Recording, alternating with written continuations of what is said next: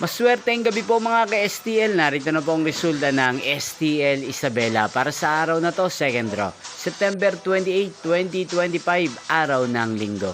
Naway ang mga natayaan nyo pong mga numero kanina ay manalo nawa ngayong gabing ito, 7 PM.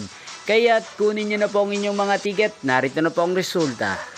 Ang mga numerong nanalo sa STL Isabela ngayong gabing ito, September 28, 2025, 7 PM. Second draw result, 23 at 18. In exact order, again, 23 at 18. At ngayong gabing ito sa STL Isabela, atin pong i-shoutout si Ate Charlotte ng Isabela.